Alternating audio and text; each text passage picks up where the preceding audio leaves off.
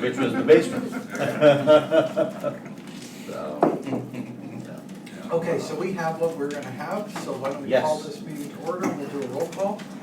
Yes, Committee Chair Miller, Here. Committee Vice Chair Rennie, Here. Director Lockey, Yeah. Committee Member Over, here, and participating by phone, we have Director Gibbons, are you there? Yes, thank you. Thank you. Absent, we have Director Nunez. And I'm sure Liz properly posted the agenda per government code and all that, right? And we need roll call I votes did, now. sir. Okay, then you're good. I know. Okay, so next up is comments from the public on any matter not on the agenda. Seeing none, we will move on. First item is the consent calendar. There are 3 items. We can take these in one motion, or we can poll and discuss. Move the anything. consent calendar. Second. Okay, we have a motion, a second. Is there any discussion? Seeing none, roll call vote, please. Sure. Committee Chair Miller, Aye. Vice Chair Committee Rennie, Aye. Committee Member Over, Director Lockey, Aye. Director Gibbons. Aye. Thank you, motion carries. Okay, perfect. And we are on to our regular item, and there's only one small item on here, which apparently, there's more than one small item, but the first small item is our operating budget. Thank you, Chairman.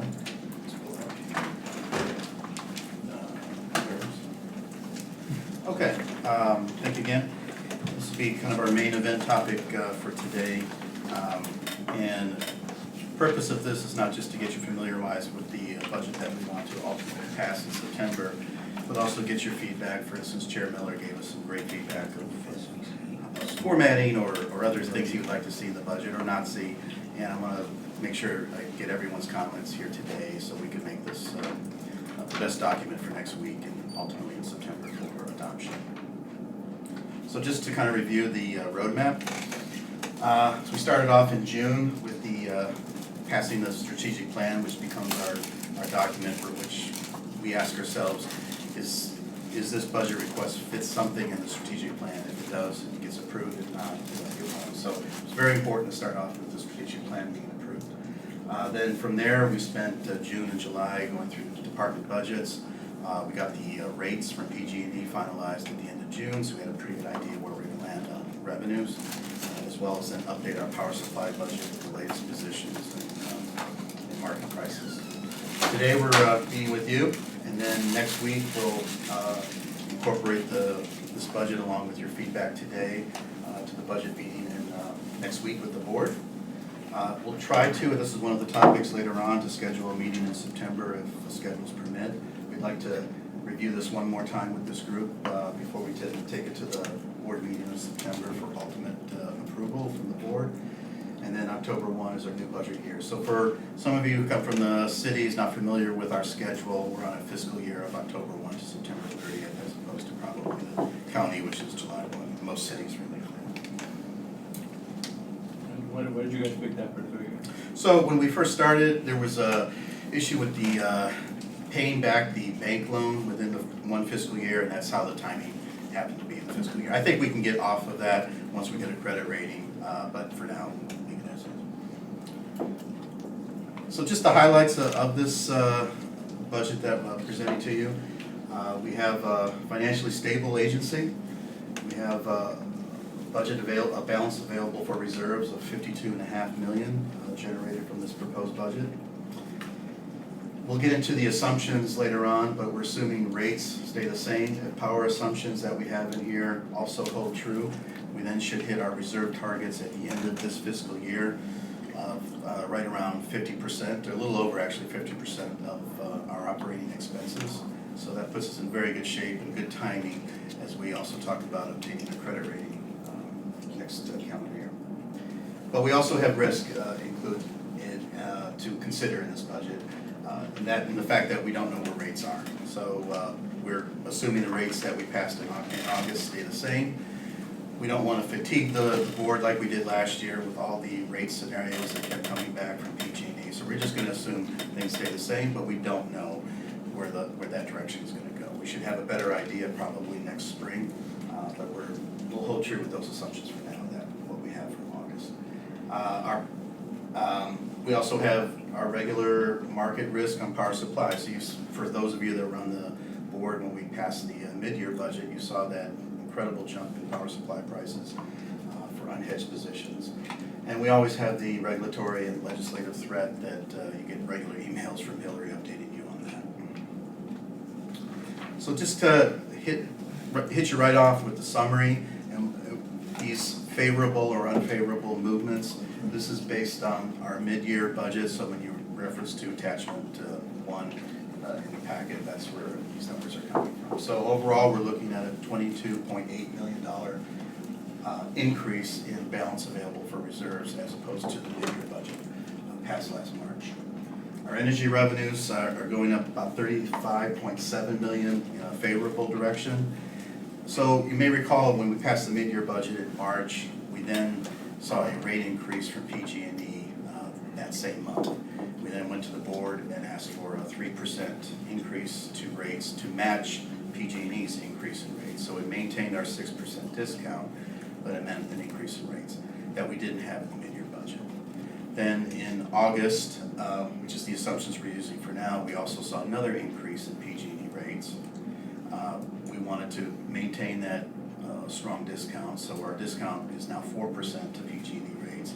And we saw a slight improvement to expectations of the PCIA.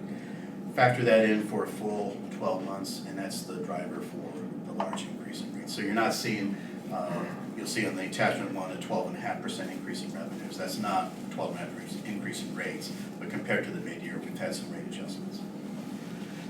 We've also, yes, please. Is this slide going to be shown at the board meeting, you think? Want your feedback? Well, there's a lot on here, and it's uncolor coded in terms of like positive and negatives. I don't know what everybody else thinks, and I don't know if Liz has a copy, but I think the discussion matters. I'm worried that this chart is too much for one slide. Okay. Sorry, this is Liz.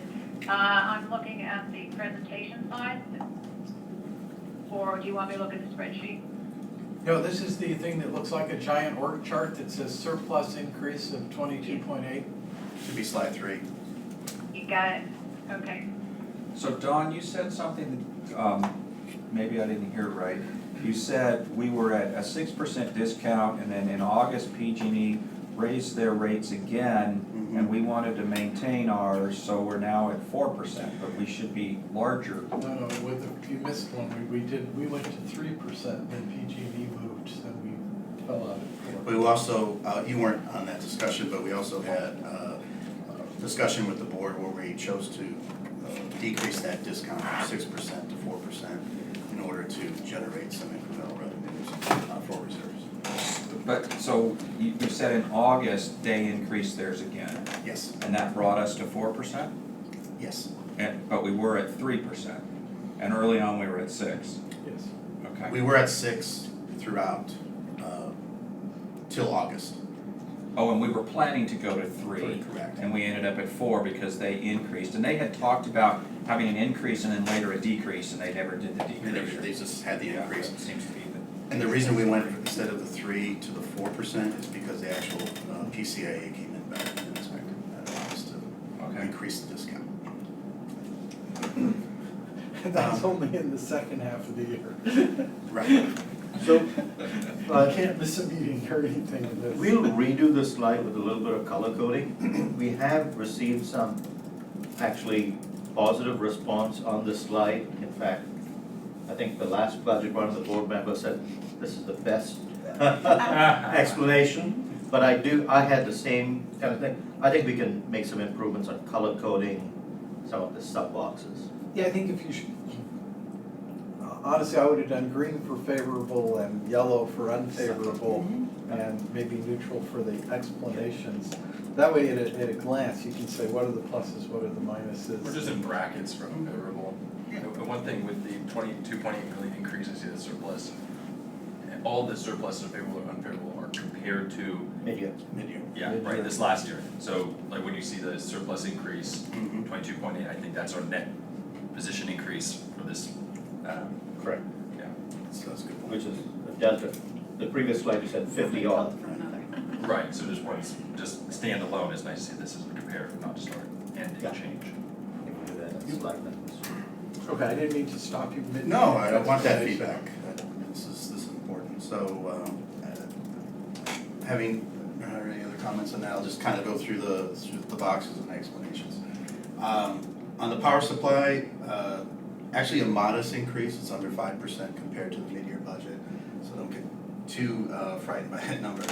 But we're well hedged for this fiscal year. I think October to December, we'll be 100% hedged, and the rest of the year over 80%, so we're in good shape as far as hedged positions go. We built a 3% contingency in here. We also incorporated in this budget any open positions we have on the renewable attributes. We got feedback at the strategic planning topic at the June board meeting that it was okay to use PCC2, so we incorporated 10% of our open positions on the renewables with PCC2, which generated a benefit of about $5 million in this fiscal year budget. And we have seen some increases in resource adequacy or capacity, if you will. That's driving some of the other costs, but overall a modest increase in power supply. On billing and data management, so data management is the Calpine services, and then billing is the charges we get from PG&E to put our cost on the bill. And you see a very modest increase of about $200,000.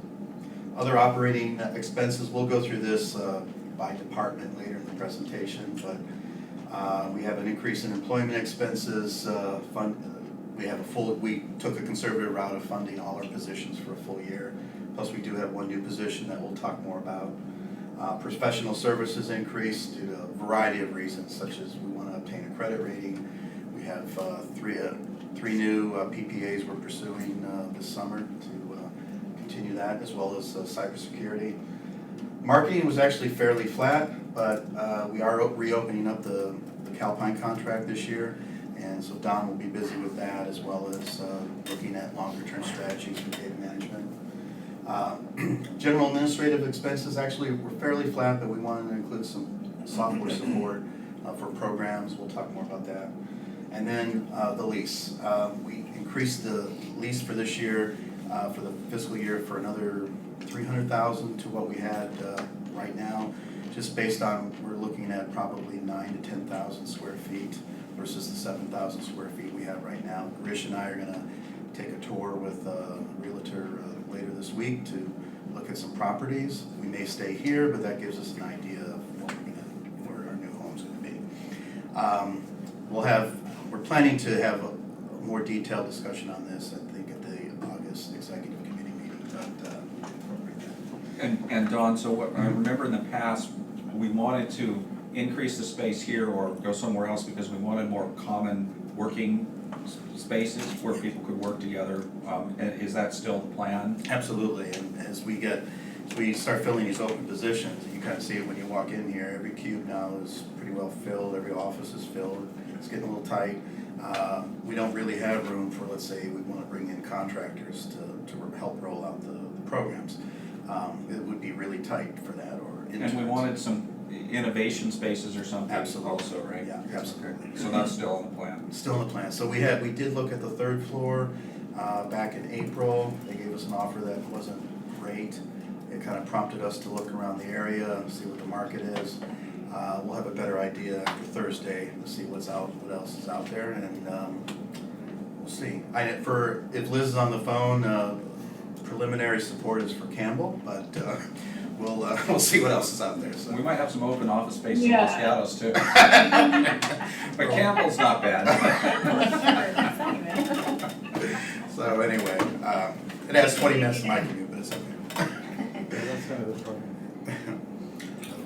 Non-operating, so we are looking at much better investment income. We've got higher cash balances, better interest rates. We have slight, flat increase in debt service. So we'll probably bring to the September Finance Committee a renewal of our line of credit preview with River City Bank, and we're probably looking at a 2-year this time instead of renewing it every year.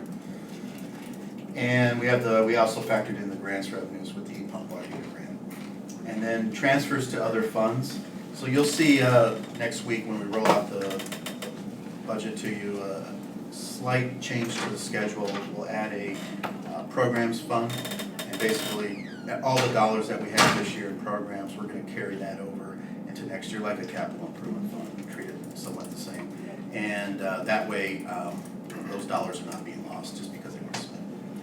Or some goofy reallocation process every year. Right, and actually the radiations are like that too, because they see, okay, I know what the program's expenses are gonna be, it's not an unknown. And you don't double dip on your customers by building it into your rates, an expense that doesn't occur.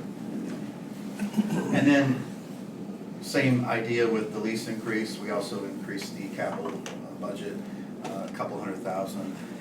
It's a placeholder for now, but there's certainly, if we move up to the third floor or somewhere else, there's gonna be some equipment that we're gonna have to buy. And so we increased that. We'll find out much, as we get closer to a decision, what that number should be, but that's a placeholder for now. I know you probably said it, when does the lease expire? So the lease expires 2021? Yeah, 2021? I think January 2022. Thank you, 2022. So if we are to move out of this building, that's another hurdle we'll have to negotiate. You don't have an option to renew, I guess. We have an option, we could renew, but I think, I don't know if that's gonna fit our needs. There are a lot of factors that make this space already uncomfortable. And we originally had a plan to expand and we delayed that. For financial reasons. Yeah, for financial uncertainty. Yep. But all that we've really done is continue to pack everything in, so it's, yeah, we have to sort it out one way or the other. Yeah, just to bring Javed up to speed, initially, we were looking to actually move, to rent an additional space here and make it one big space. And then we had some forecasts coming in on some PCIA increases, and that was the first big, and so we just said, let's just put this aside.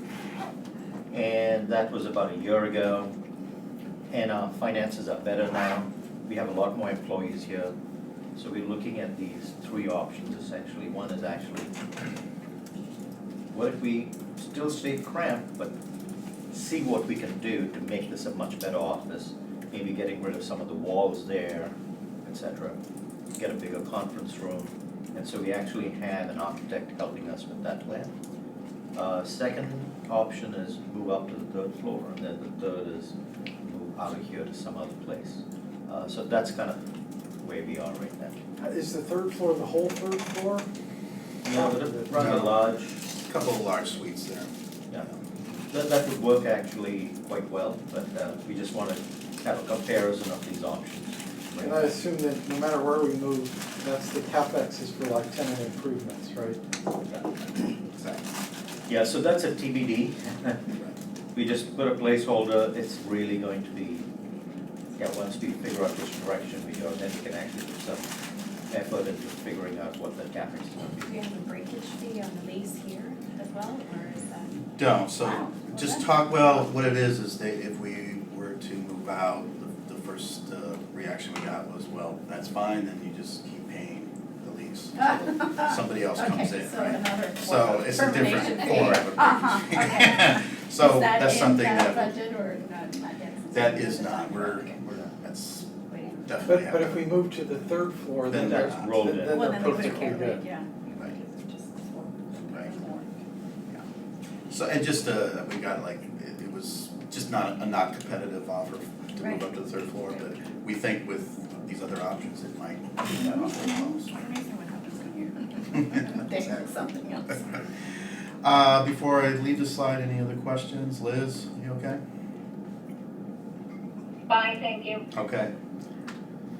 We'll get into the couple slides just talking about the revenues. So as I mentioned, no changes to the rates. We'll maintain the 4% discount to PG&E rates for this fiscal year.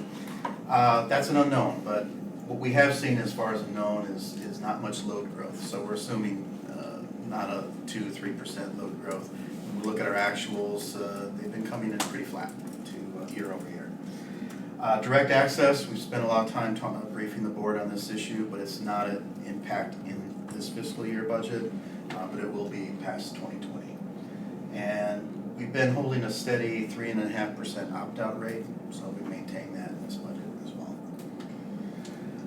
Just for some of the new folks not familiar with our budget, so you can see that we have about 267,000 customer accounts, of which the majority of them are residential. But when you convert that into energy sales and ultimately revenues, it's about 2/3 commercial and industrial versus a third residential. So we're very conscious of price as we roll out new products and change rates. Is the discount the same for commercial and residential? So we've made it 4% the same. Yeah, so it's not an absolute number, but the percentage discounts is the same. PG&E doesn't change them all evenly, so if we Right. hold steady, they might drop residential more than commercial, and so we never stay exact. Based on exact rate schedules Yeah. too.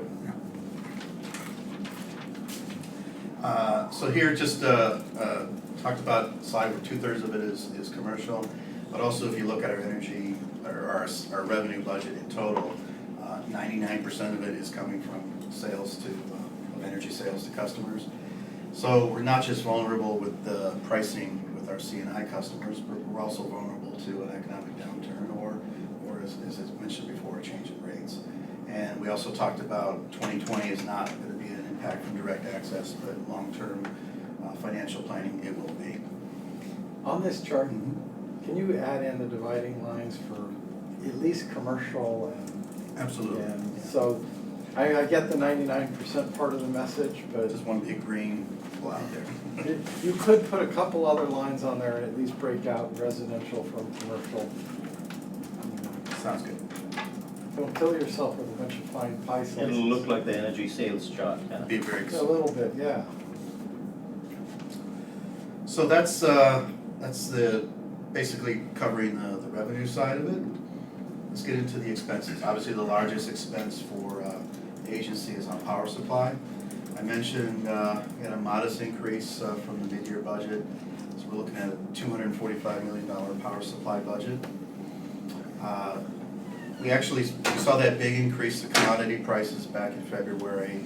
We reacted to that.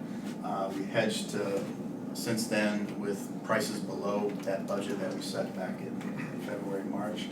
And we've seen actually stabilization of commodity prices. So what we've hedged is either at or below the budget that we set in March. I mentioned before that we're well hedged for this fiscal year. And that's just a breakout of energy and renewable energy attributes are the 80% of the power supply budget. Capacity or resource adequacy is about 12%. We spend a lot of time talking about that and being compliant, however, it is a small part of the budget. But I'll also remind that when I first started with this agency, I think resource adequacy was around 7% of the power supply budget. It's moved up. It's still not a driving force, but it's definitely increased cost. So can we change the name? Mm-hmm. Because we all hear RA, or resource adequacy, rather than calling it capacity, just so the nomenclature matches. Resource adequacy. And then, or put RA in parentheses or something. Yeah. And then on the energy versus REX, is it worthwhile splitting it into what is our base energy price versus what are we paying for all the attributes and make that green thing 2 buckets? I think it makes sense. Yeah, not a problem. I think, We already It's broken more it down. transparency, it could open up a lot of questions, though. it could, but then I started thinking, we got 13 board members, many of whom we don't even understand what we're buying. So maybe there should be questions. It's about 35 million bucks or so. Yeah. Right, so we could say that's the The renewable part. cost of. It's just all racks, not divided into DC one, DC two. No, I don't think. Going Yeah, down. Correct. We're It's coming it- to that meeting later. Yeah. It says energy and REX. I could see another sliver right up next to that red sliver saying, here are our renewable attributes. Mhm. And here's the raw cost of electrons. Well, the big question for people that are new and are not aware is, wait, why are we not just buying all green energy? What's this REC stuff? Yeah, that's The whole methodology we use to buy is not what most people are gonna think we're doing. I know. It's interesting. I'm But actually, you don't want to show it's separate, right? yeah, but I want Yeah. people to think about what we're I doing. would rather, I think showing it is all right, because in June, we went to the board and had our strategic plan updated. Including a whole discussion on. We started that discussion of allowing, to be very clear about buying PCC2. So that's very clear now in the strategic plan. And we're gonna have a workshop in September or October, most likely September, to kind of go through all the details, because we have 6 new board members, and we've done one all-day orientation, it just, And that was at the very beginning, in so. February, so it's worth it to go over it And again. people were okay with the idea that PCC2 could be connected to some carbon Yes, and Correct. changing our marketing message away Yes. and. so the marketing is also changing. We'll bring something to the exec committee on messaging next, at the next meeting, end of August. Essentially, the assumptions that the board had in place when you, prior to starting, several of those assumptions have changed. There's a very limited market for, we all running. I understand, I knew they needed to change. Correct. So most of us knew they needed to change. And so that's what we went through in June. And it just took, I think, the board a while to Yes. absorb that. Well, we Exactly. whiplashed all over the place on this rec thing, right? We were like, okay, we'll throw some 3s in there, and then we're like, no, nothing but 1s. Okay, now we want some 2s back. I mean, we've gone all over the map. But back to your first point, Rob, which is, if you ask me today, I don't think half the board understand the difference between the purchase for recs, the purchase for RAs, and the purchase for power. And so if we break them up, if they don't get it, they can at least go talk to Grish, or it can be part of your sales pitch for why they should actually come to the training session. So the recs are probably about a quarter of that pie, right? Yeah, about 35 to 40 million. 15. Anyway, Okay, that's my only suggestion. I like this slide. good, all right. Looking at total expenses, including operating expenses, other non-operating expenses, we have a $267.9 million expense budget. Focus here would be power supply and including the programs, which is funded at 2% of operating revenues.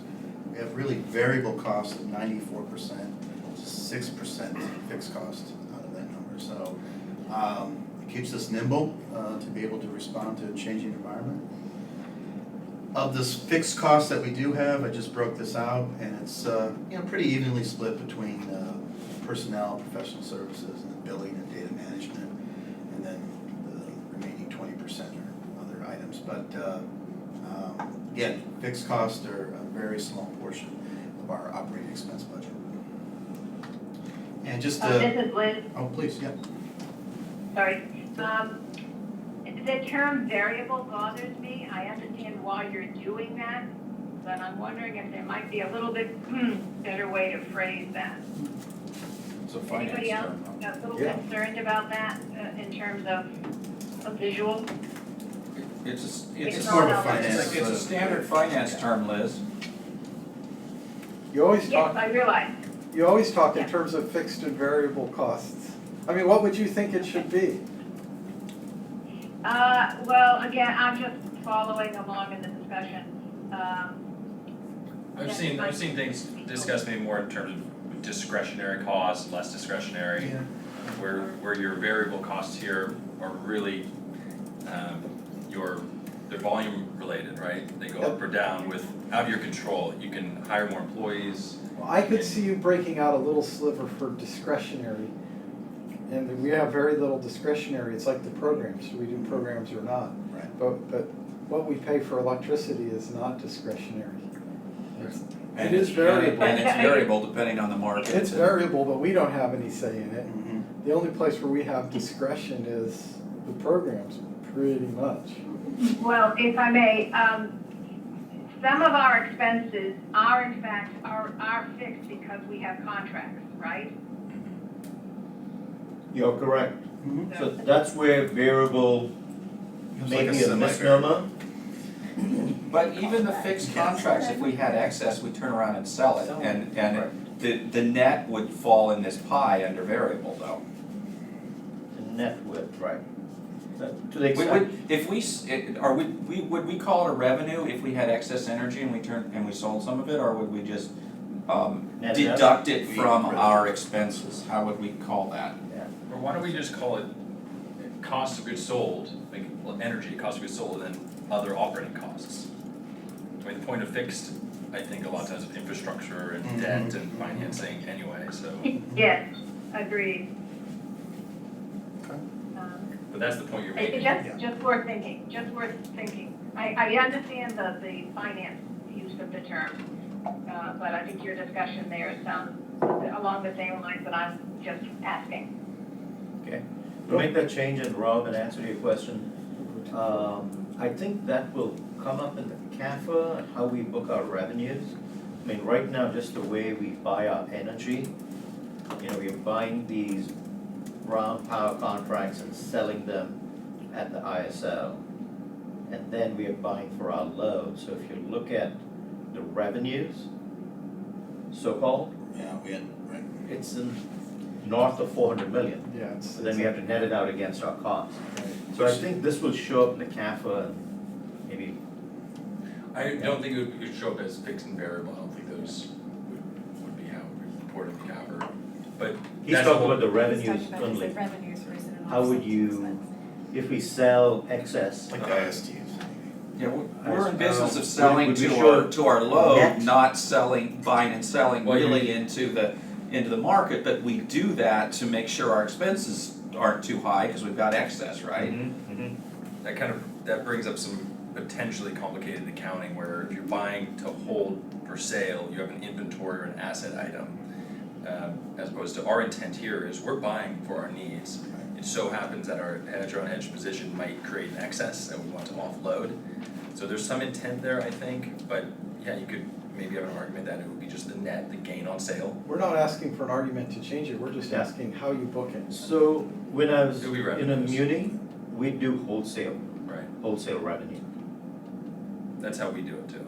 Yeah. This has happened before. So that would be increment to our load.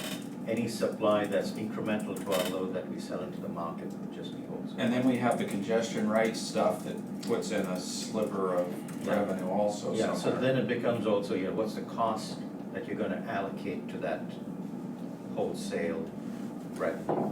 But like on the monthly treasury report, we're just netting that out. Then, you know, It's power supply. I think that's, yeah.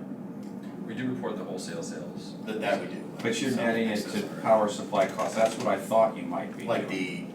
we're selling the ISTs back to the grid. Yeah, Yeah, there's a lot of basis to reducing your, otherwise you're grossing everything up twice and it's Correct. misleading. Yeah, we'll look like a gigantic company for Correct. no. That's not real. Okay, Right. are we done with this expense? Just to make sure I limit? heard it right, maybe a cost of goods sold or other operating costs. Cost of goods sold and other operating. Okay. You put Alright. fixed in parentheses next to the other operating line. Non-discretionary, okay, Okay, good stuff. And just to, not to labor the fixed versus variable cost, but I think all the point was trying to make here is, we have a low threshold to break even because of our low fixed cost. I think we'll take this one out for the break. All right, so we'll go into the department budgets and I'll just kind of keep it high level of what the funding initiatives were for each department. Also curious to get your feedback if at the board meeting, do we need to go to the department level or maybe just more for this group, but well, curious to get your feedback on that. We'll start off with Grish's budget, and I think we've gotten some feedback from Margaret and others as far as maybe taking a more inclusive approach to the strategic plan process with the board and maybe turning it into more of a higher level. I think mostly it's too long a document, make it short. So, some funding for that, continued monitoring of the PG&E bankruptcy, and then having a consultant on board to help us with strategic action once more is known. Collaboration with the MAG-5 on various issues, and then also included in Grish's budget would be support for Greg, the general counsel, as well as other, like the Cupertino place for meetings and other support, so that's the majority of Grish's budget. Who's the MAG 5? Oh, These are 5 Bay Area CCAs, so we'll change that, we'll remove that. I don't like that name at all. I didn't catch it over here. Where did the name come from? Won't get there in open session. It's very embarrassing, that's all, it's cringeworthy. So I have a different name for it, it's just MEPS. Monterey, East Bay, Peninsula, San Jose, Silicon Valley. MEPSS. So was this a takeoff of the Fab Five? Are we playing Marco Polo here? Getting hot? Like you're ready for me to go to the next slide? Yeah. Don't we have enough acronyms in this industry? That's why people don't have fun with it, but rather not. Gotta have a little fun at work. Yeah. All right, sorry for the confusion there. For my area, cybersecurity, so we added a nice chunk to the budget to support cybersecurity initiatives. And now that we have Nick here, he briefed the audit committee. Maybe you want to just take a couple of minutes talking about some of the initiatives you got going on. Yeah, so we set a pretty aggressive approach to improve our cyber posture. So some of the tools that we're looking at doing in the upcoming year, and probably more likely by the end of this year, we'll be done with a lot of these tools. First one being managed detection and response, which will monitor net flow in and out in real time. So we'll have a security team up in Washington that's watching the big boards and watching traffic in and out and being able to investigate in real time. So we can catch things as they happen versus waiting until we get notified of a breach or something. With that, we'll improve on our vulnerability identification, so we'll run weekly scans and then tie it into the NDR tool, and they'll be monitoring that as well. And so we'll be identifying vulnerabilities of systems or servers in real time, be able to remediate those issues and report it to manage it better than what we could today. So right now we have a tool, but we can't really report anything. So I'll be able to put it into a reporting structure that you guys can see realistically what each vulnerability was. Currently in place as of today was a remote monitoring and management tool, which actually does automatic patches and fixes. So instead of going one by one, machine to machine, fixing it, this tool will actually scan for updates that are missing and actually patch it for us. So we can catch these things a lot faster than once a month or once a week. Some of the stuff long term that will require some RFPs will be focused security assessments, revising our incident response plan that we currently have, which is pretty generic. It's kind of call me and call Don, right? So, but now we're gonna make that more robust and more like industry standard. And with that includes tabletop exercises. So we'll actually test the plan with real scenarios, and then we can tweak as we need to. Security awareness and training, we're doing that kind of now, but we're going to increase that to include more than just fish testing. It'll be more of just security topics than what we're currently doing. And lastly, policy, process, procedure development, and review. We have IT policies that are board approved now. There's a lot of them, so we're going to streamline those into more of a NIST framework and make them more like up to speed of where we are today. So aggressive timeline would be by the end of this year, have a majority of these done. Realistically, it could bleed into next year. All right. Thank you, Nick. Just as a side note, your city manager, Jerry Miller, did contact us. Yeah, about once a week, a city within our size between Saratoga and Campbell is hit. And it's normally a council member that clicks on the link too. I don't click on them. You know how many things I send to our IT? I know. Look at this phishing attack, you know.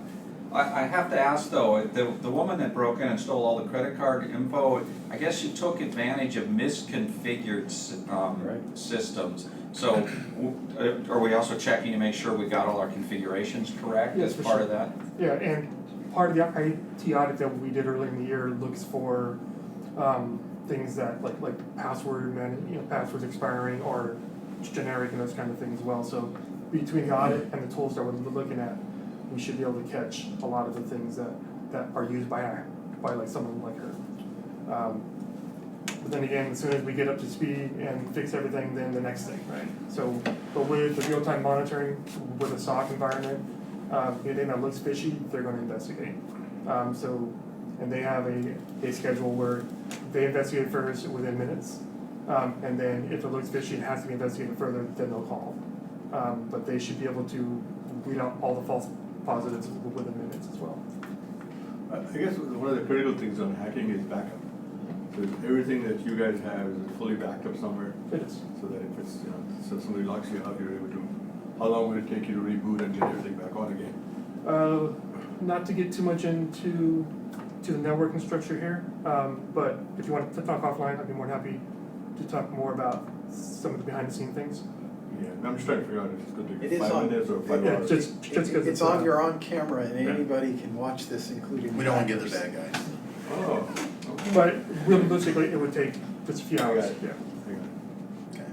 Thank you in the cybersecurity space, it is Yeah, Nick's done a paranoia great for job. all of us right now, so. Yeah. So we have that adequately funded. Credit rating, so this is gonna be a topic for this committee, much more looking forward to September and beyond. But we do have our new contact at Moody's. There's been some changeover of public power personnel there. So we have a new one. They got the A players, huh, so we're gonna get an A rating. Sorry. I'm willing to bet somebody's life on that. Not mine. But we will try, do better than the BA2. We have brought on a financial advisor on board. We also want to reach out to Barclays and maybe at other banks to see what feedback we can get for their advice as well, as we put together this roadmap and presentations to Moody's. And then I mentioned before, we want to renew the line of credit. We'll take that to this committee in September for the September board meeting. We talked a lot about facility improvements. We're also rolling out some human resources and payroll system improvements. Got a lot of good options out there compared to what we currently have. Risk management, not just support for the agencies such as insurance for the car, for the general liability, but also risk management on the energy supply side. And then we'll be talking a little bit about this today, but much more over the coming months on consultant support for the power prepay. I don't know what that's going to cost us, but it's going to be a high bill on the administrative side. On power supply, so we have PPA negotiations. It's not just we just have made the short list for the RFO we just issued, but it's also maintenance of the PPAs we signed last year and getting those to the finish line, and much more on that at the Risk Oversight Committee. Portfolio optimization, such as Ascend Analytics that we use to help us optimize our power supply cost or assist with direct access strategies, such as the pricing policy that the board approved back in June. Operations, which we have our scheduling coordinator, Z Global. You guys have seen the cost sharing agreement that we have with the other Bay Area CCAs for the RA. And then we also have PEA and other consultants in the budget to support other power procurement and risk management. And we put in some money for software to support a more integrated trade system. Right now we depend a lot on PEA for that. We do have an in-house system, but it's just not as robust for total risk management, so we want to start exploring that. And then the integrated resource plan that you've been briefed on from Hillary and past meetings, that will be filed next year, so there'll be some cost associated with that in this budget as well. Don Brace Group, Account Services, so I mentioned about he's going to be opening up the Calpine contract this year, as well as looking at some long-term data management strategies. We also have our regular outreach events, awareness. We want to continue to conduct market surveys. Advertising budget stayed about the same. We have the required notifications that we have to do through the CPUC, and program support. So actually Don B's budget stayed about the same, but he's got a lot of focus right now on supporting rollout of the programs. And then in Hillary's area, regulatory and legislative, we continued funding for a lobbyist to be proactive on the legislative front, and continued communications with the key stakeholders. We have about $400,000 we built in this budget for membership dues with CalCCA. That's gone up based on all the other issues that have faced CalCCA, or CCAs in general, that they represent us on. Rates, There's the 2020 ERA forecast, which is used to support us for the setting up of the PG&E generation rates, which impact us, and you saw that with revenues. There's also a general rate case that is happening right now with PG&E that we'll be involved in. And then workforce development, you've had a briefing on that from Hillary in the past. And then finally, decarbonization and grid innovations or programs area. Talked about the funding, 2% of operating revenues. Continue to roll out what was identified in the program's roadmap, as well as updates during this fiscal year.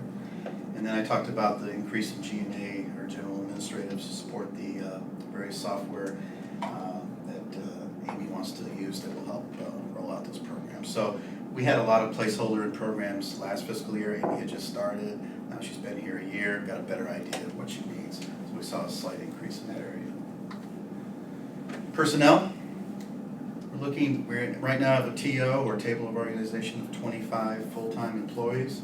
We're looking to increase that by one position in the programs area. This would be, right now we have Justin, who's more focused on the transportation side of it. Looking at somebody that would be more focused on the building construction side of decarbonization. So we'd like to add a position in this table organization for that. We also did relook at our CPI index for the urban area. Last year, you may recall, we adjusted the salary tables by 3.4%. Looking at June this year versus June last year, it went up about 4%, so we'd like to do that. And we'd also probably will pursue the next summer, a compensation study that we did. It's about 2 years. You shouldn't say probably, you should just say we will do. We will. Yeah. So with the salary tables, that'll be a resolution that we would bring then to the board in September.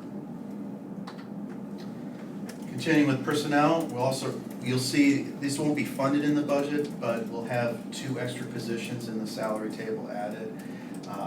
These would be to support the broadbanding concept, and this would be in Pam's area on the communication side of it. So we would add a senior communications specialist and a senior communications outreach specialist. I think in the mid-year budget, we're looking also possibly at a rates manager. I don't know if you want to talk about that. Yes, so when you look at this, we've been doing PG&E minus quite a while. And as we go into the future, we may be looking at option of cost plus.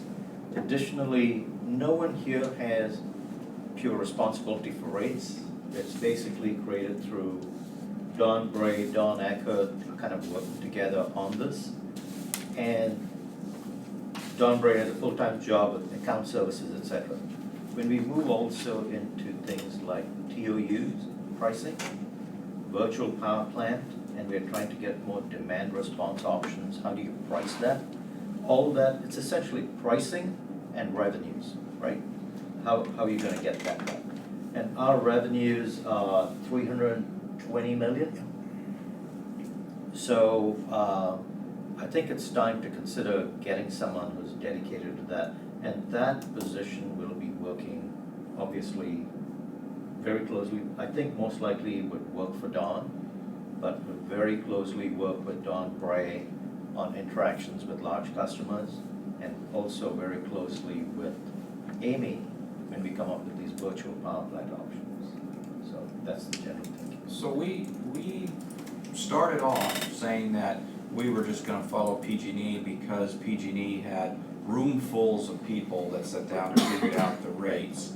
And I keep thinking that as PG&E shrinks, at some point, it doesn't make sense to follow PG&E, but how do we set rates without our own roomfuls of people? You're talking about doing cost plus, what are the other considerations, and is it really just one person that's able to make that happen if we're not trying to follow PG&E? Even if it's not cost plus, even if we still are staying with PG&E minus, someone whose job is to even look at PG&E's rates. Like today, we are putting some money into following PG&E's general rate case, the next 3-year GRC. So that's what Hillary's working on. Okay, that's on the regulatory side. How do you take that in and pull it into projections for our revenues 3 and 5 years into the future? someone needs to be looking at that. So today we are depending on consultants. We have MRW Analytics that's providing a rate forecast to all CCAs in California. So we're depending on that information. But someone needs to be dedicated to just look at our pricing. So I'm thinking even with our current PG&E minus, who's bringing it all together on the regulatory and analytical side? We are, with DA, gonna break the model, Yes. making everybody uniform, and there are gonna be other cases where that's gonna Right. want to go on.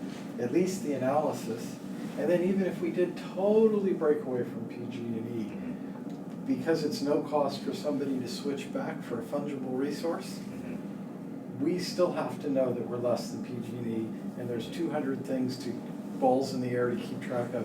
I don't see a way out of this, and whether it's one guy or we keep it distributed in this ad hoc fashion, we still have to have. Eye on both sides. Yeah, Yeah, so correct. this makes perfect sense that we need to have this function. And this does not mean, you know, your first reaction, this does not mean we're gonna be doing 200 rate schedules. This means we're gonna take the strategic things that we've already said we want, and we're gonna make sure that we're making the right choices. And I'm thinking DA is a place they're gonna spend time. Right, so when you think about our mission and we talk about innovation and reducing carbon, where can we make a difference when it comes to pricing? Right, so some of these innovative pricing programs, whether some transactional energy ones, proposals that have come to us, or the virtual power plant, that's where we can, even if we are piloting a pricing program to 100 customers, who's gonna do that? Right. So I think we want someone who's kind of strategic versus, I think what we're doing today we can continue to do. But we want someone to be kind of strategic about pricing. You say that, as soon as we start getting 3 different ways to bill for different DA customers, Yeah. just the questions the board alone is gonna generate is gonna overwhelm people, right?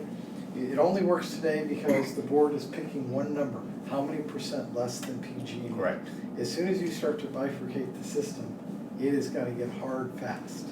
So let me ask another, see if we're getting better yet on it.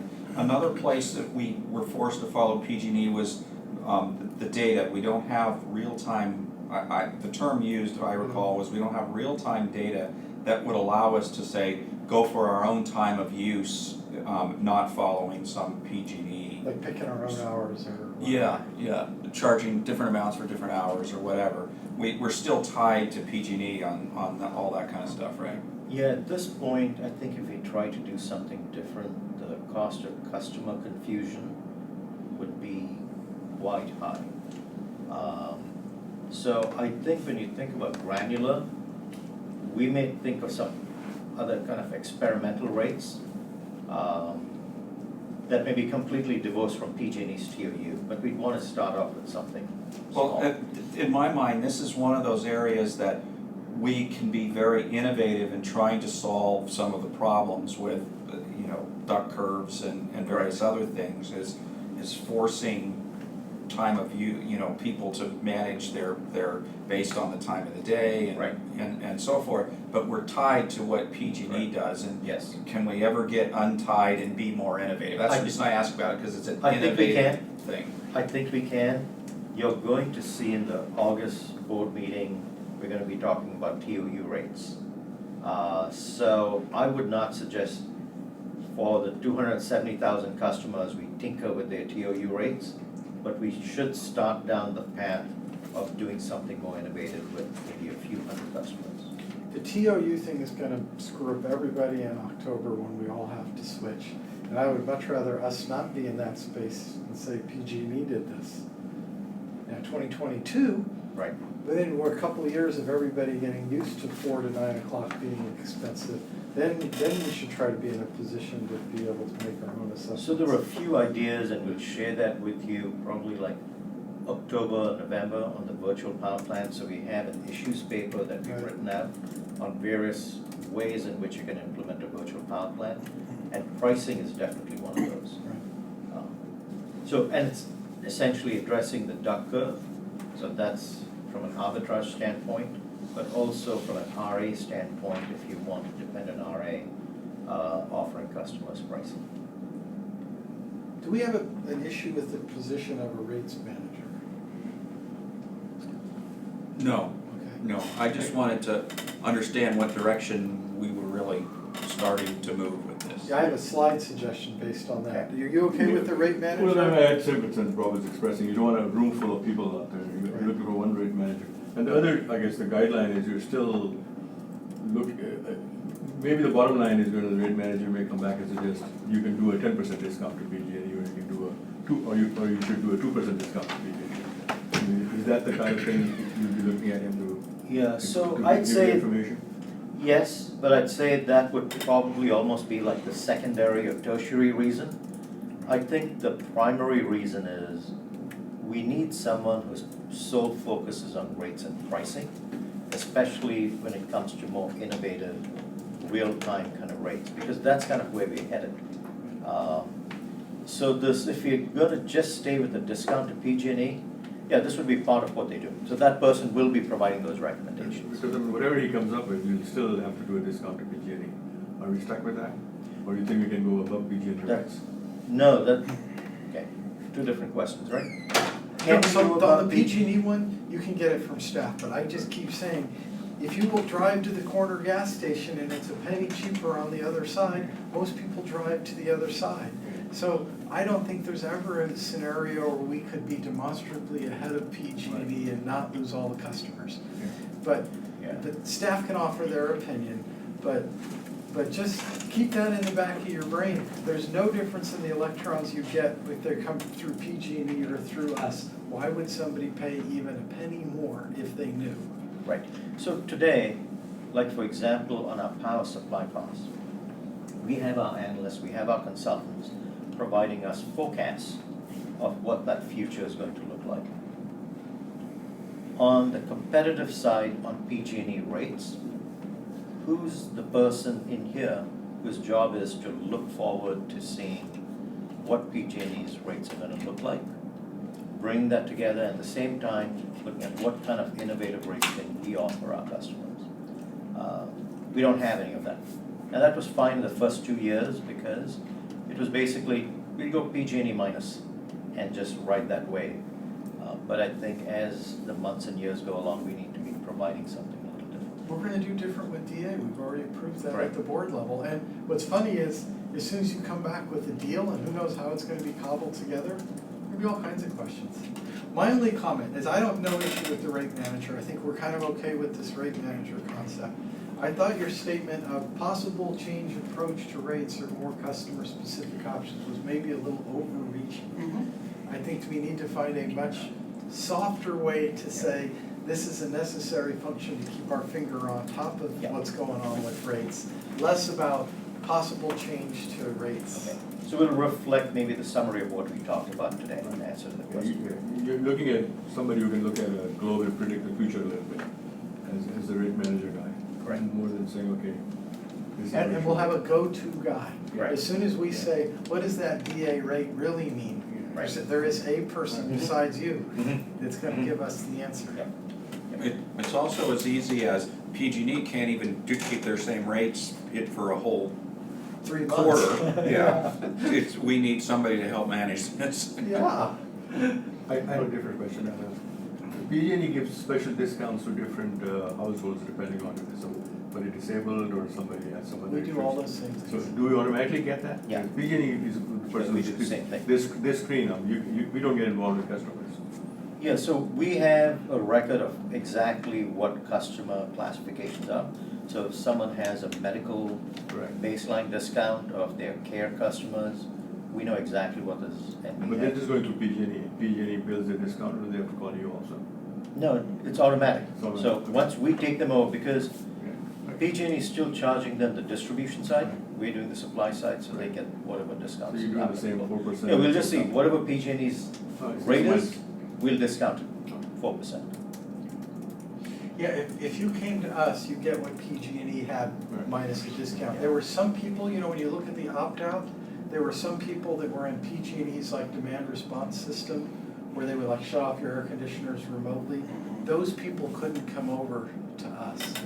there's a little tiny sliver of things we couldn't do that PG&E did, but if they did come from PG&E, whatever the special thing was, they still get it with us, and that delta in But cost. we don't have control over the demand response. We can't shut off the ACs and all that. No, we couldn't do that, so PG&E does that. those people had to stay. There was one other one that was like that, where people paid a lower rate in exchange for something else. Yeah, it was, it's called CPE, it was like peak pricing, peak day Yeah. pricing? Yeah, that's right. PDT? Right, yeah, Yeah. PDT. Yeah, we couldn't do that either. So that's some of our opt-outs. Yeah. Anyway, on this one, I think rate manager is probably okay, and I think the explanation shouldn't be as far from where we are today. It should be more based in what we know is going on today and what capabilities we would like to have in the organization short term. Rated in the necessity. Right. Yeah, as soon as you say change to approaches, that's the, do we need a whole team? What are we gonna Correct. do? What's our I've kind of strategy? taken down, a need for rate monitoring, rate forecasting, developing innovative rates, and identifying strategic rate issues. Right.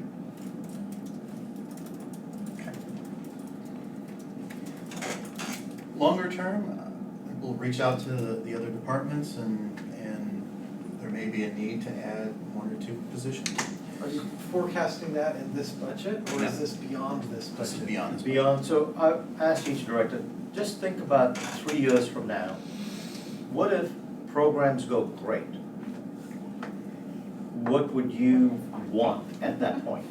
Do you think you'd need more staff? And how would that balance be? You have existing contractors, for example, we've hired SMUD. How much more would you be using SMUD versus how much more would you be depending on staff? So just having them think about it, so that's kind of what the answers we've got so far. But so this is more of telling you, here's what we're thinking about, but it's not for this budget. I can't help but think a little bit, when we started off, one of the things we're thinking, how are we gonna beat PG&E? How can we be cheaper than PG&E? And we said, well, they've got this big bloated bureaucracy that's weighing them down, and we're lean and mean, and we're going with 12 people or something. And as I see us keep adding people, in the back of my brain, I keep going, are we turning into a bloated bureaucracy? Yeah. So up front, on that very line, at the very beginning, how many positions are currently authorized and how many are filled?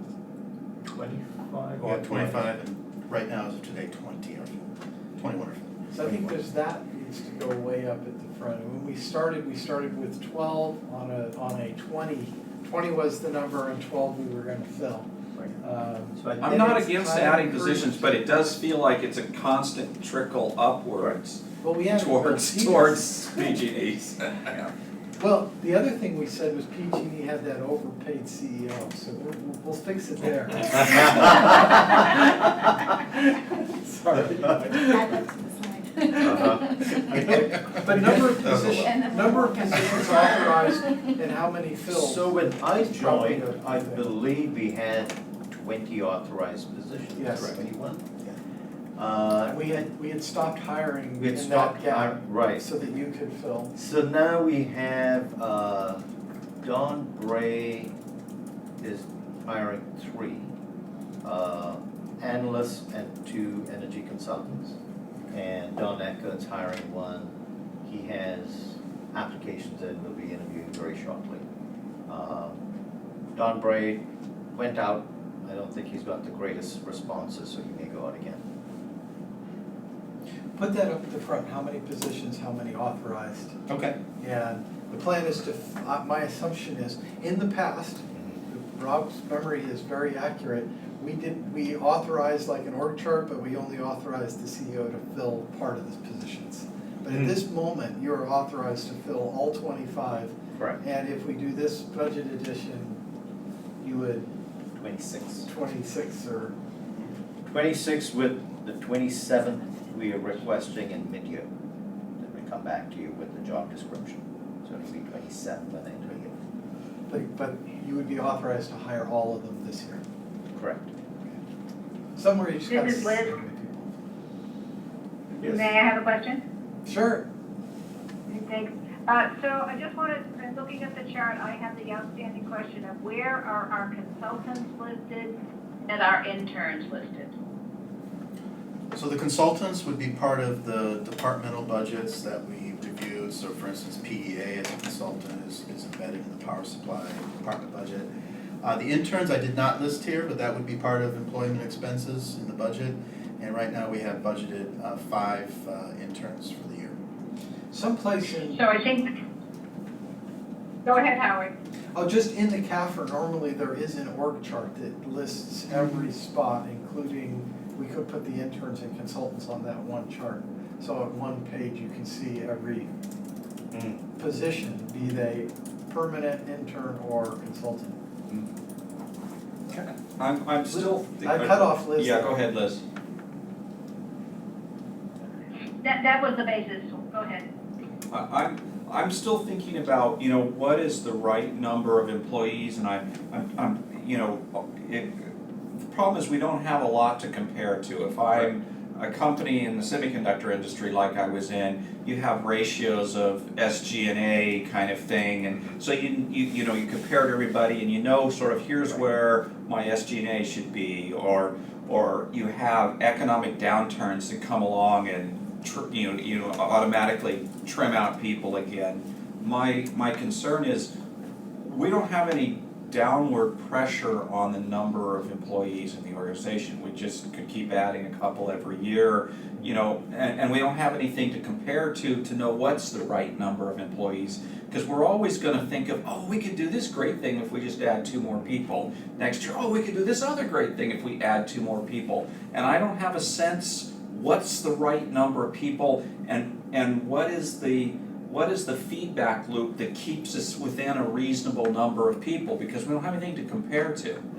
You can compare to other CCAs. Yeah, so the way in which we would compare it and is looking at other CCAs and looking at other municipal utilities. So several of us come from munis, so we kind of know, all right, how many people do they have in power supply, how many people do they have in rates, finance. So that's one, what are other CCAs doing? So I think that's the way we are looking at this. Secondly, downward pressure. This is a side note. I'm just looking for a counterbalance Yeah, so to always wanting to do more and great things. Yes, we are very young in our, we've been around just a little more than 2 years. If there's severe downward pressure, say like if we have a huge amount of direct access load that we lose, or direct access gets opened up tremendously, if there's just loss of load due to economic downturn, and we're looking at our margins, thinking there'll be a recommendation that the board would want us to consider on managing our costs. And we'd come back to you with some recommendations on, all right, are we staffed right in terms of costs? So I think that's where the downward pressure would come. At this point, we're looking at all the ambitious goals that we have, right? Whether it's our decarb stuff, all the innovative programs. I'm quite comfortable with where we are. If anything, we are quite stingy with our staff, of trying to keep our staff numbers low. But I get your point, being a government agency too, it's easier for us to add than to remove. So I heard this thing, I was with the Workforce Development Board a few weeks ago. And they said Silicon Valley has the lowest unemployment rate and the highest layoff rate in the country. And so tech companies react very fast. It's like, boom, we're gonna lay off this many people, and then a few quarters later. Yeah, been Apple, a couple weeks later. From Okay. a managing the finances of a business, though, that Yeah. layoff is a way to keep things from getting too bloated. You know, Yes. years being in management in those, you've had workers that maybe weren't producing so much Right. anymore, and here was an opportunity to make your department a little more efficient. I'd say that on. I'd say, fundamentally, if you look at, right from staffing, if you look at our salaries versus PG&E, dramatic difference. I mean, we are, so, and even when you look at numbers, when you compare us to other CCAs, so when you think about the value that we are adding, yeah, it's commodity, emission reduction, and then that lack of profit motive, and even keeping our labor costs down. So, So I guess a good shot would be to We should mention. do a revenue per Yeah. employee This is the spot where we should get. for us, yeah. and compare it to the revenue per employee for other CCAs. And also do it on a yearly, right, 2018, 2017. We're gonna do the salary survey thing anyway, we should get the whole set of data. Yeah. So we know what Santa Clara, Palo Alto, those are our two closest communities, and then we have Monterey, Peninsula, and, I would say, But that would be a salary survey, but I think it'd be good to just No, look as I at our said, own, no, own revenue per employee. no, at this, it's not just revenue per employee. When you get all these things, you're gonna get how many of each job title they have, the pay, so it'll be Yeah. revenue per employee, number of employees at job title. This is our chance to do the whole competitive analysis thing with the local munis and the local CCAs. I would be more interested in seeing the more mature ones like Sonoma and Marin, or whatever they changed I'd their be name interested in to. seeing them all. Well, Monterey's very young, right, so, And they have- okay, that just tells you, you know, where they are in the evolution process, And but they- I'm trying to understand where, you know, it's okay that we're evolving with more employees, but where are we going? Are we going to a good, healthy place, or we, But part of it and is when do you go unders- beyond healthy Yeah, place? but understanding the differences, like Monterey apparently has a huge gigantic expansion plan. So you would expect them to have a whole different set of employees to take over the whole Central Coast, right? We wouldn't have those employees because we're not expanding. And I think if Marin is expanding, they would have a bunch of people that are doing a bunch of stuff. Sonoma's stagnant like we are. Stagnant's the wrong word. Not doing that. So that's why you have to look at what they're trying to do with the number of people that they have. That's why I said job positions and strategic goals. This is more than just cost per employee is all I was saying, or number of employees per kilowatt sold. I think we have to do But a isn't better this, understanding. isn't this also based on our strategic plan? Exactly. And what we need to meet our strategic plan? And if we need to downsize, we would go to the strategic plan and look what we could change. And the first thing probably would be programs. And the other one, you know, we would have the staff would come back to the board with a target list of, you know, lobbyists and consultants and public outreach and programs. We would look at it from that vantage point, I think. So we cut all that, that's 3% of our total power supply budget. Yeah, I think, you know, one of the strategically, when you think about how we can do better, not other CCAs, but with PG&E, it's having the right staff on board. And who are we competing with? I don't believe we're actually competing with Palo Alto and Santa Clara. That's not our competition. We're competing with other CCAs. So when people are looking for jobs, we want to get the folks who may apply to go to EDF or PG&E policy. How are they compensated? I don't think we're necessarily competing with munis. That doesn't mean we shouldn't be comparing ourselves. But given our size and what we're trying to accomplish, it's been a challenge trying to hire. And just given a year and a half ago till now, things have changed. Because San Jose is hiring and competing, East Bay is competing too, and we're seeing the differences over here. Not just for RA and carbon-free products, but our employees too. You do get the sensitivity to Yes. pay, and you get the sensitivity to total Number. head count. Yes. And I'm not saying anything's wrong, I don't think Rob said there's anything wrong. The question Show is, the data. how I do just, we I know? just don't How do we understand know? when something is wrong, How do because we I have know? nothing to compare to for. We got a lot of local CCAs, it certainly seems like we could come up with lots of different ways to compare this. Be they the established ones, the new ones. Right. This is the world that we're in. Not just the cost, but how many people, how efficient are we being? Right. And I'm back with Liz, a bunch of these things, we are being driven by our strategic plan. For example, if we did a Lancaster model where it was all about cost for our customers, we wouldn't have programs.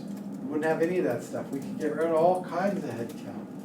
wouldn't save us a lot of money in the end, but it's driven by what we've asked them to do, so.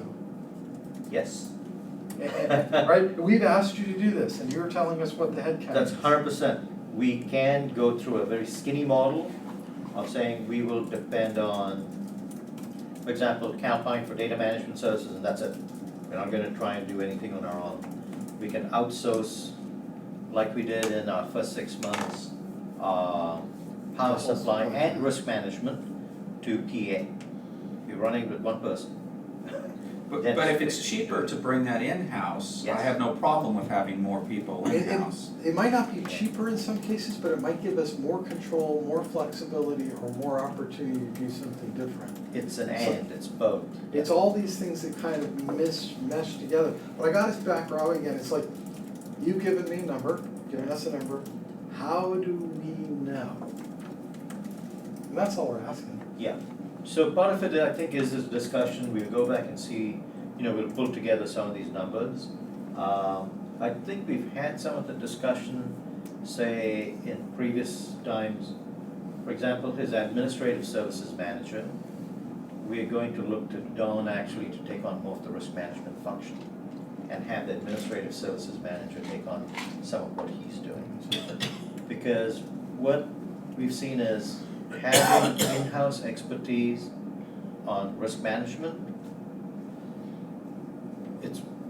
I think you can manage your portfolio much better than once a month, depending on a consulting firm to provide you a set of reports. To give us a report. You get very dependent on someone else to give you insights and answers.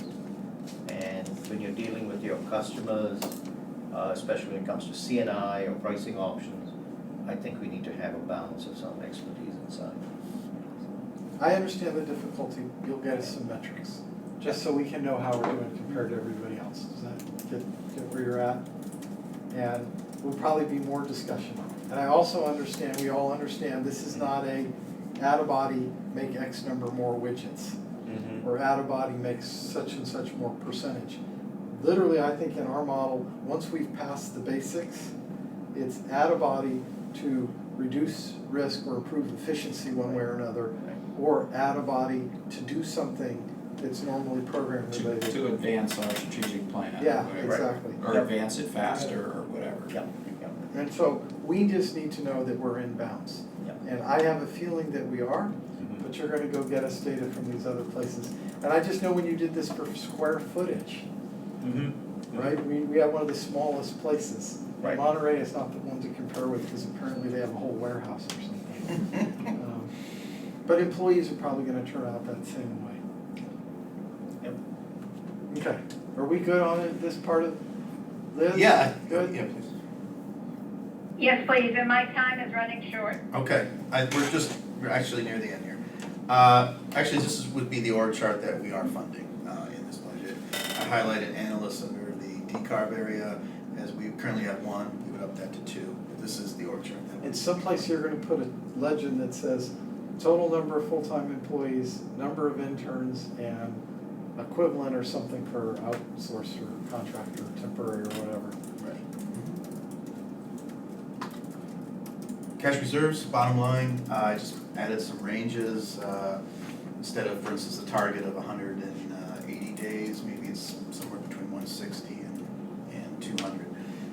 And just to give you an idea, like as we talked about at the start, we would hit our reserves target at the end of this fiscal year, 2020. And that's, we'd be well in that range.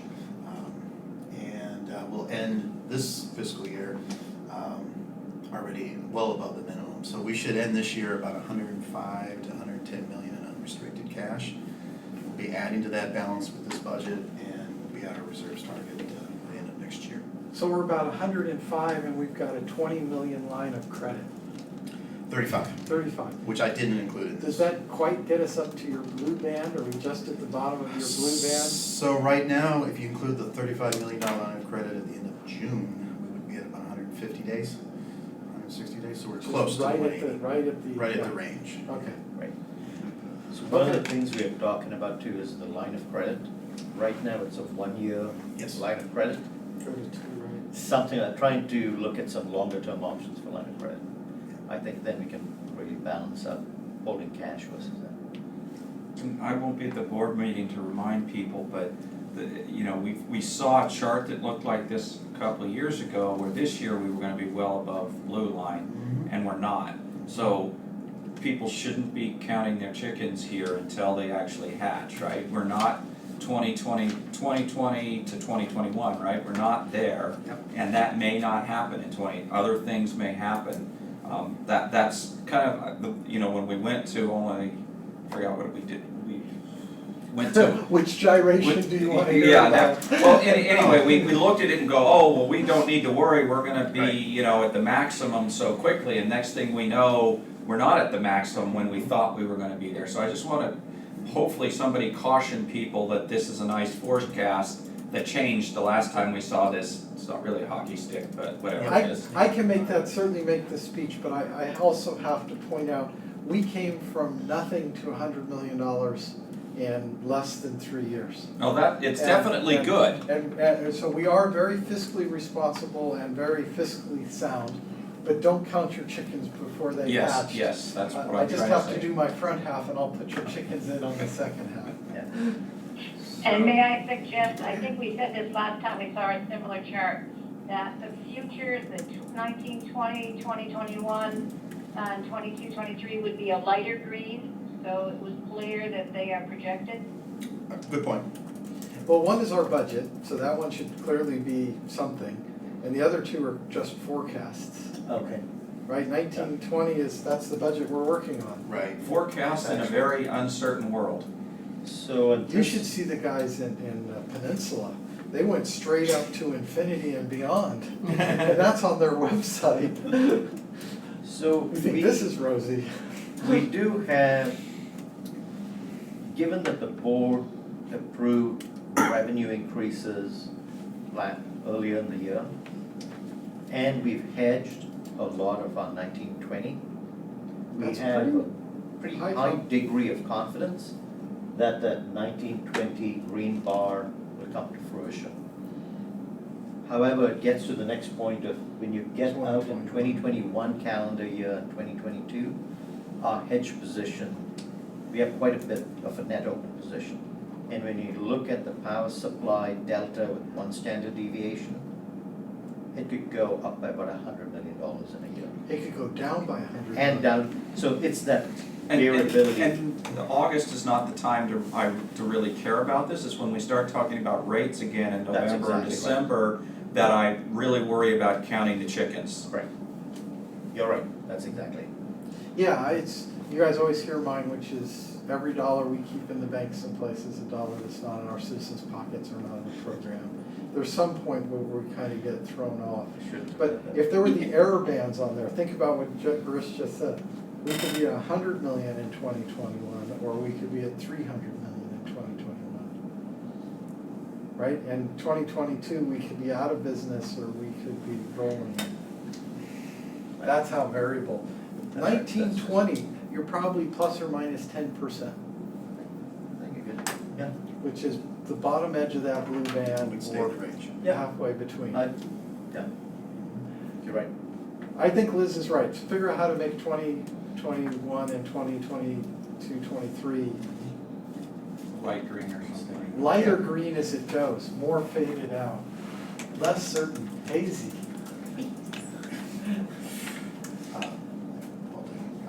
Any more on this one? Okay. Wrap this up. You've seen this slide before on risk. Really, none of these have changed. This is still feeds into your comment, Rob, on the risk. And then I added this in here. This is just to show that we funded every goal in the strategic plan and went through there kind of to everybody's department goal, the power supply budget, and to see where those fit. And so this is something we can clean up, or is it maybe get some feedback if you want to keep this in for next week. It very much should be in the appendix. Okay. I think it's good because it lists everything. Man, it's, Not all of it's like for instance, goal 12. That's the power supply budget. That's why it's overwhelming pie chart. But Number 7 should be something else, right? So number 7, the 52 million, every dollar, so it's either, it's expense or reserves. And so the reserves is funding, number 7. Yeah, again, that's the hard part, is for each one of these, you sit there going, now, what does that actually mean? Yeah, So, maybe, I wouldn't put Give it it in the aside. thing, because it'll make a Put it as lot of a questions. supplemental. I don't think I understand this chart at all.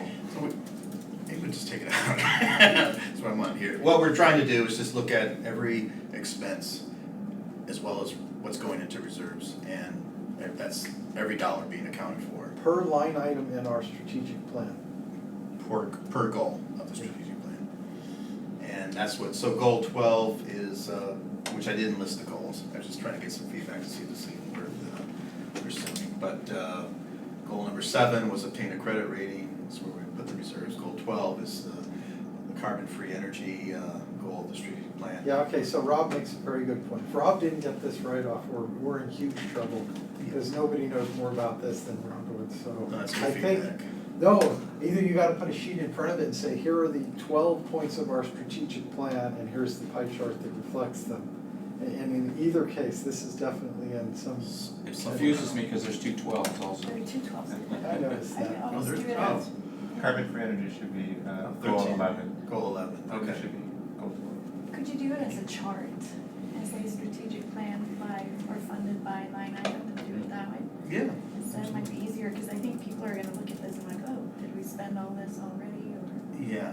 Good Yeah, point. it could be a table, but either way you do it, put it in the back, it's just gonna Yeah. generate Yeah, questions. exactly, as a handout, part of the presentation. Good feedback, okay. That's it.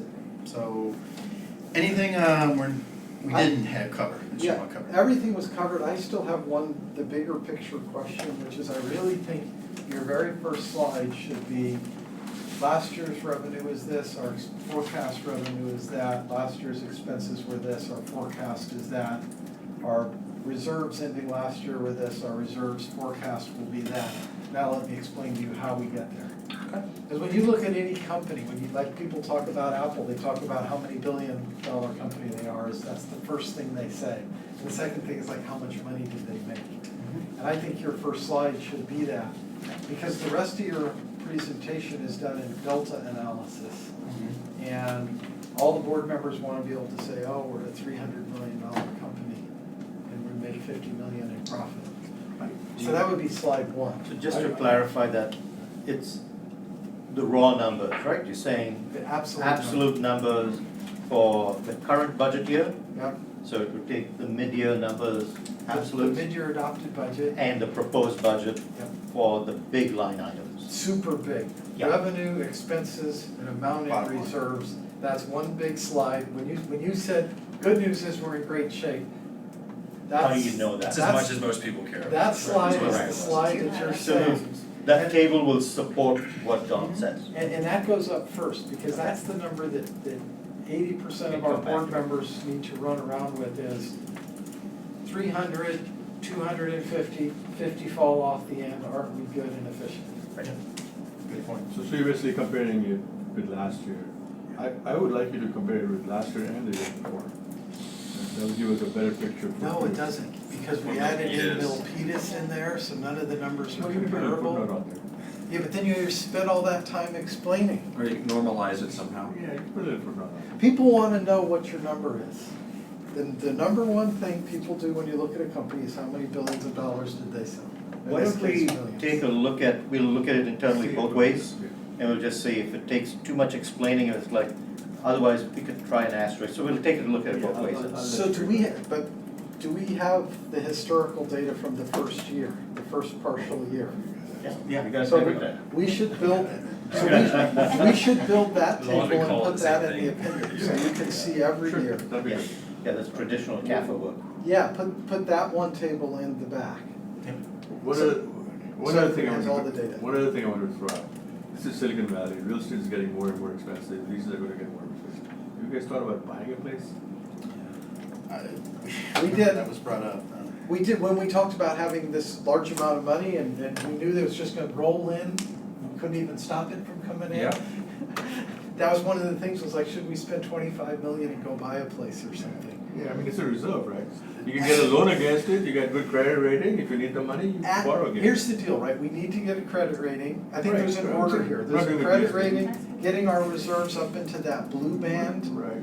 I think there's some things you wanna do first, and chickens and eggs and all of that, I actually think it's a, it's a real thing. it's real, and maybe we'll add that to our, Think about it. yeah, I'm with you, maybe it's part of our update to our strategic plan, but it's an asset. And It's a timing thing. I'm totally with you too, let's get our reserves to a certain place, because this is an asset that Yeah, well, can't be liquidated very quickly. If you were in the blue band and we had a credit rating, Yeah. I'd be saying, let's figure out how to solve the Yeah. long-term Yeah, real estate yeah, thing. I'm with you, look at It's it, another everything, use for our funds. plan, because you're moving. As you look out 2 Right. years and you see Sure. the reserves building up too. In the eighties, that was the death knell for a high-tech company. As soon as they actually bought their land, that meant that that was the end. And it's gonna happen again, this is Silicon Valley, it's gonna happen again, so that's why, if you have 100 million So in is cash Google sitting builds there, buildings or in real downtown, estate, you that's don't the end care. of Google? Get an idea, I'll look at it, see what everyone's in this here. I think we looked around last time, it was about 10 million. Yeah, so I mean, 10 million is not gonna hurt your reserves, and you'll be set for. So, do you need a motion for us to recommend this to? I would like that. So I'll make a motion that we recommend this budget, to the board. With the recommended, with the suggested additions. We didn't change anything in budget, we just changed the wording of the presentation. So we're recommending the budget, not necessarily the presentation, right? Exactly. Okay, that's fine then. Do we have a I'll second? take one out. We didn't discuss the budget, we discussed the presentation. Yeah, we did, you're right, we didn't discuss that. Do we have a second on that though? Or do we wanna discuss the budget more? But don't you Okay, discuss so- also after the second? Yeah, I mean, this, Well, you can say essentially it. the numbers are, I only have the motion, do I have a second? I'll second. Okay, then we have a second. We should pause for 1 second. Well, I'm trying to figure out, is there anything you guys wanna point out? We are now You're the looking- gurus on this thing, is Yeah, we're now looking something at the sticking out? budget side. I already gave Don all my Yep. feedback and I haven't looked Oh, to okay. see, is this the same as what you sent out before? what was handed out would be the latest version. There's a small change. Which I probably left your desk. I gave some feedback for readability, but I gave no feedback in terms of changing the numbers. And then you had some feedback on, for instance, explaining more on programs and staff reports. John. We can go through this. Alright, just do a quick run, if you don't mind. Or anything significant that's happened. So, well, the big picture, I'll go through each section. No, just big. Yeah, big picture, the revenues, gone up by 35 million compared to the previous year's budget. And that's basically, we've had the rate increases that are gonna get us these new revenues. Is that also anything related to the full year of Milpitas? No, we've got Milpitas already built in there, but with a full year of rates is changes. So So energy, year over year, we went up 12% on revenue, only by changing rates. so I'm gonna point out three big numbers. Look at this number. That's the first, so we look at the table that we're gonna put together. Those This- big numbers. 318 is one big number, our total revenues compared to 282 last year, or the current. The next big one is power supply, the 244,640,000. That's that core, we have to do that. 244 versus 234. This is the mid-year budget, and the budget that was adopted initially for the year was $22 million less than this. So in mid-year, you increased it, and now it's increased by an additional 10 million. Those two are the big ones. We pay operating expenses. All these are basically things like data management. To get the bills from Calpine, it's basically by meter, 3.5 million. PG&E just charges us fees for per meter also. Our employee expenses are 5 million. So professional services, including Mike, PEA, all the other consultants that we had, lawyers, etc., 3.4. we have some on programs. So all these are pretty small. So the 16 million is the pretty big number on expenses. Operating income is 57. So that's the big picture of our budget. Revenues of about 320, supply is 250, about 20 million is operating expenses. We have about 50 odd million is net income. And our 244, our power supply, Yeah. is that actually more hedged at this point than we were at the same point last year? Yes. So that number is more certain than last year where we had a $22 million hit. Correct. Very good point. Javed, does this give you an idea? But then, of course, each line item you can look at, but those are the ones that I tend to look at and kind of track over quarters, those big numbers. Thank you.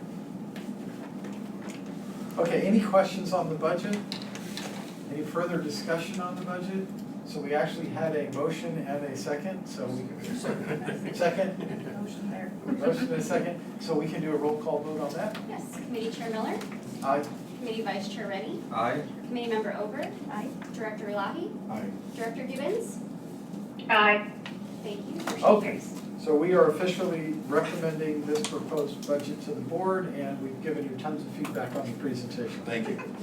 So now we're up to the short items. Hopefully people have got a few more minutes. Long-term power prepay. So we'll just do a verbal update very quickly on this one. So we had a very thorough discussion, you may recall, back in June on this topic. I don't want it to age too much, but I thought today we needed to focus on the budget. But one of the topics, next one is scheduling a meeting for September.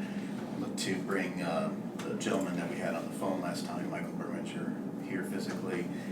We owe you some deliverables on that. For instance, Andrea painstakingly went through the presentation or the committee meeting last time to go through all the questions you guys had to develop a frequent asked questions document, which we're working on, as well as other follow-ups, process and everything. And so we'll definitely want to bring that back to this committee if we schedule a meeting in September.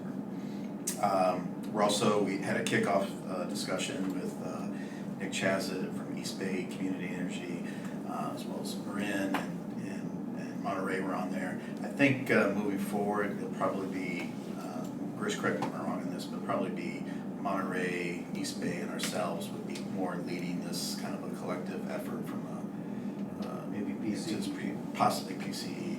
And then we may bifurcate from there based on our own needs, but I think it's a good start. Yeah, the overhead associated with the attorneys and financial advisors is quite a bit. Yeah. And so getting that basic work shared by all of us, even if we want to do our own prepay, it just seems like that's the way to do it. That's the direction we're heading. So much more on this topic in the coming months. Any questions on the prepay? We'll be hearing lots more later. September, you would get something. Okay, there is no action required on that. Regular meeting schedule for financing stream committee action. So we have a few topics. I just mentioned the prepay. We'll finalize the budget. Also provide a credit rating roadmap at that time. Updates on where we're moving. I think we should have an update over the next couple of months for the benefits survey that we'll launch in August, as well as brief this group on the renewal of our line of credit. So we have a lot of topics over the next couple of months to discuss with this committee about. So our goal on this topic here is to see if we can set up a meeting for September and October, preferably before the board meeting. And these were proposed for noon to 2 on both of those days. They're both Tuesdays. They're both council meeting days for me, so that's good. I can't be anywhere else anyway. Same here. It's good. They're good for me. I have a new schedule for the semester, which I need to send you guys. But they landed on a good day, so they're good for me. So They're good for me. So I think we're done with that. It says action. Do we really need to take a vote on that? It doesn't seem like it. It's fine, as long as there's general consensus. You're the only person who hasn't Just like the spoken board. yet. Actually, yeah, we should. I've This is the- spoken, this works great, I have Okay. no. I think you usually adopt, just like the board meeting dates get adopted. Our regular meeting schedule that we're setting. But if we're only setting 2, it's hardly what you'd call a regular meeting schedule. I've worked for 2 months. Okay, somebody give me a motion, we'll just get it over with. So moved. Okay, we have a motion second. Any further discussion? Seeing none, a roll call vote, please. Thank you. Chair Miller, Aye. Vice Chair Rennie, Aye. Committee Member Ober, Aye. Director Ilahi, Aye. Director Givens. Aye. Thank you. Motion carries. It was faster to go that way than forward. CEO discussion, is there anything else you haven't told us yet, Girish? No, for this meeting, I think we're quite, There could be some other. several issues. I'm sure some will come up in upcoming meetings. Told us less than he wanted to, Yeah. or more than he wanted. Really appreciate all the feedback you provided on this. I think this coming year is going to be exciting, but I think on the finance side, quite stable. And I think the bond rating being a big deal, that's gonna be a priority for Dawn and myself. Just getting that, I think structurally it'll put us in a different place. So we're gonna be spending quite a bit of time on that. And then, of course, working with you on it. Okay, Thank excellent. you. So have you had a meeting with the one people in the last few weeks, or? So we reached out, they had some change in the personnel, but there's a new person now that handles public power and CCA focus Oh, okay. at Moody's. And so we've got at least that far, and we'll start setting up a meeting Thursday. Then additionally, to help us with this, we already have a financial advisor, PFM, so that's Mike Zerwanger. And we are looking to call a few other, like underwriting firms like Barclays, Bank of America, and maybe others. We need one of them to support us through this process. We've reached out to Barclays, we'll be reaching out to Bank of America and one other bank in the next week. Okay, I'm gonna bow out. okay, any, Thank you, Liz. Thank you. committee or staff comments or remarks? Seeing none, then we are adjourned. Thank you. 12 minutes early. You got a couple minutes? Sure. Your work. Can I go to the restroom? Can I join that? You wanna go chat?